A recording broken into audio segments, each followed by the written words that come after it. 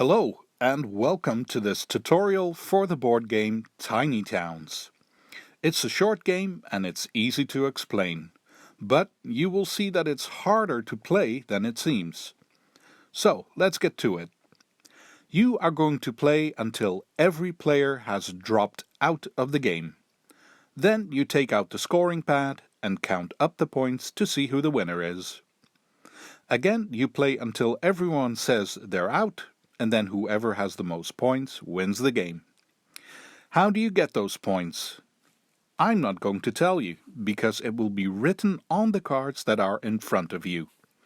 For example, look at this card called Almshouse.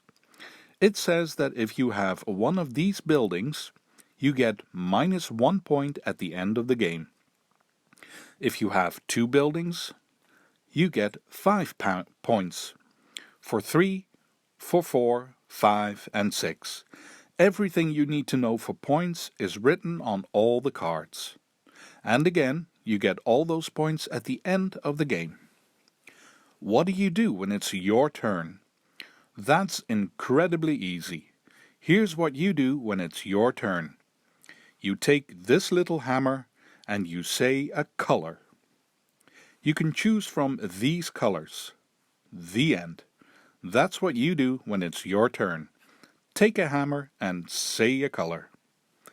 Of course, there's more. After you say the color, you and every other player must take 1 cube of that color, and then everyone must place that cube somewhere on their own player board. Here's mine, and I just put it here. Then, if anyone says, "I'm going to build a house," that person builds a house. And that's the end of your turn. You give the little hammer to the player on your left. That player will call out a color. Everyone takes a cube, and everyone places that cube on their own player board. But what do you do that for? I'll tell you now.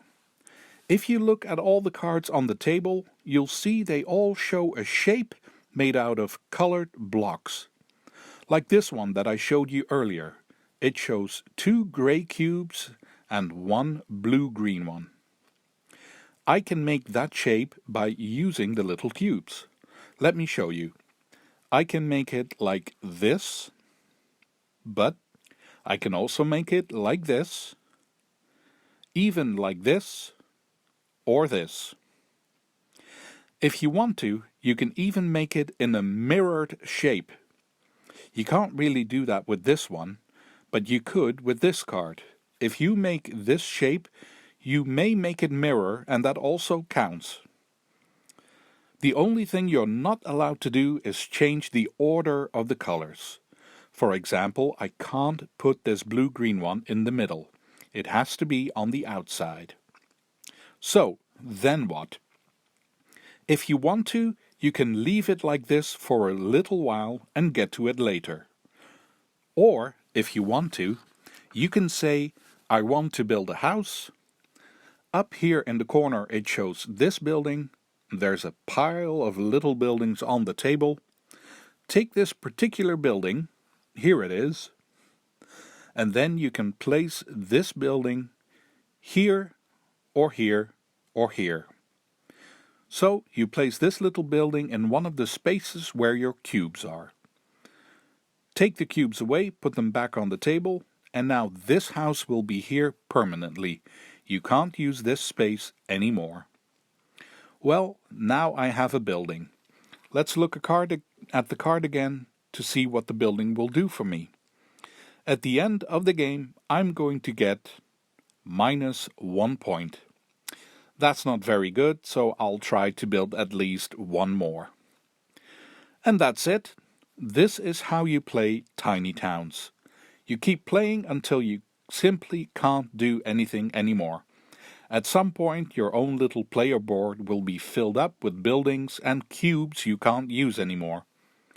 In that case, you tell everyone that you are out of the game. And when everyone is out of the game, you get the scoreboard and start counting points.